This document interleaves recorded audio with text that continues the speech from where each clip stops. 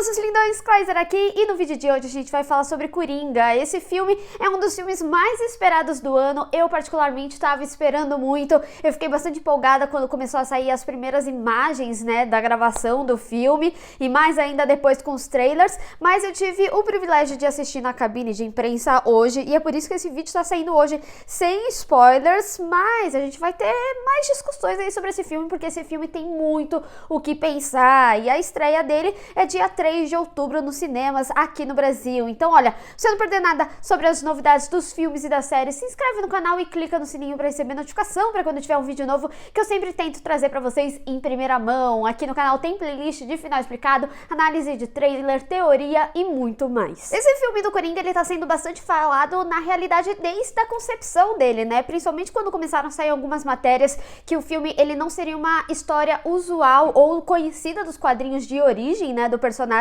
Então alguns fãs acabaram ficando meio céticos, até porque a gente sabe que tem alguns filmes da DC não tão bem sucedidos, mas assim, depois que saíram as primeiras imagens, que nem eu falei aqui, quando saiu aquela cena do metrô, que eles estavam fazendo as gravações, eu falei, cara, esse é o Coringa que a gente precisava, que a gente queria, porque ele trazia esse lado mais sombrio, né, do personagem, que a gente acompanha desde os desenhos, né? Eu cresci assistindo os desenhos da DC, então conforme eu fui vendo algumas imagens, inclusive essa cena do metrô e ele tendo essa legião de pessoas que seguem ele, me lembrou bastante da época dos desenhos. E nesse filme eles conseguiram trazer justamente essa questão de como ele conseguiu essas pessoas, né? A gente entende o porquê desse contexto dele ter esses seguidores dele. E o filme, ele é um grande reflexo do personagem, né? Porque afinal a gente tá vendo a história da perspectiva dele, então o filme ele acaba sendo meio louco, tem algumas coisas que você vai entender lá na frente, que ele te mostra inicialmente, aí você descobre a verdade sobre aquela história. Então ele é um filme bastante minucioso, você tem que prestar bastante atenção em cada detalhe do que ele tá te contando, e conforme as coisas vão acontecendo durante o filme, tem uma discussão bem grande sobre essa entidade, se é um herói, se é um vilão, basicamente que nem acontece geralmente nos filmes de herói, até porque o Arthur, ele é um personagem que causa bastante empatia. Em vários momentos você vai se deparar com coisas que acontecem na vida dele, você vai acabar concordando com algumas questões, até porque logo no início do filme a gente vê uma Gotham muito abandonada, mas é tipo assim, bem abandonada realmente. Tudo que tem de mídia, de rádio, de TV, enquanto tá passando, sempre tem alguma notícia, então ele te dá um senso político, né, daquela época. O filme ele se passa em 1981, e essa época nos Estados Unidos foi uma época que teve uma crise econômica muito grande, porque os Estados Unidos ele começou a ter uma concorrência, né? Eles não situam isso exatamente aqui no filme, sobre essa época política nos Estados Unidos, mas obviamente vem aí com uma discussão de classes sociais. Tem uma discussão política muito forte e como essa diferença das classes sociais acabaram ficando discrepantes. Então a gente tem a pessoa que é rica, ela é muito rica. Quando a pessoa é pobre, ela é realmente muito pobre, e cada vez mais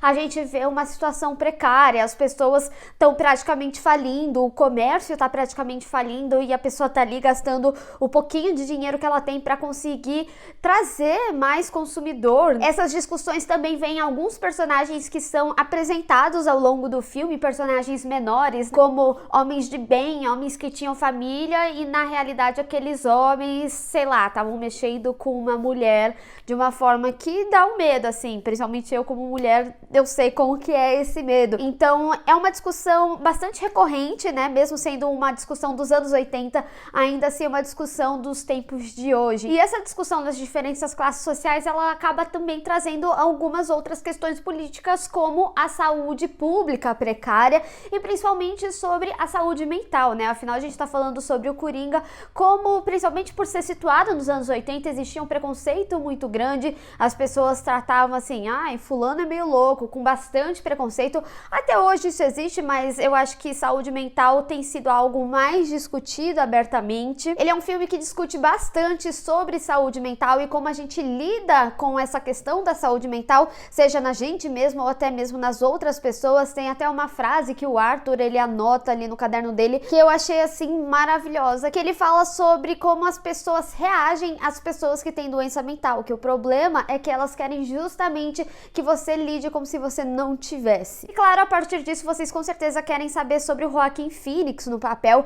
Tinha uma grande exigência referência, né? Afinal, desde o Heath Ledger não tinha um Coringa à altura até então. Eu nem vou entrar numa questão de competição, porque eu acho que ambos estão assim no seu ápice, tão maravilhosos, mas eu acho que o Joaquin Phoenix, ele tem um trabalho corporal muito excelente. A gente viu desde os trailers esse trabalho corporal, mas aqui no filme a gente tem uma noção um pouco maior sobre como é feito esse trabalho corporal. E eu falo sobre isso principalmente porque já saíram, né, matérias sobre o ator ter perdido N quilos pra fazer esse papel, mas como eu falei desde o início do vídeo, esse filme ele trabalha com várias minúcias que acabam conversando com você, e certamente o corpo dele é algo que também vai conversar aí com você. E toda essa linguagem corporal vem justamente quando ele cada vez mais vai se sentindo o Coringa, porque tem uma grande discussão sobre as pessoas verem ele de fato, então conforme elas vão vendo, ele vai abrindo mais o corpo. A gente vê um início dele muito mais fechado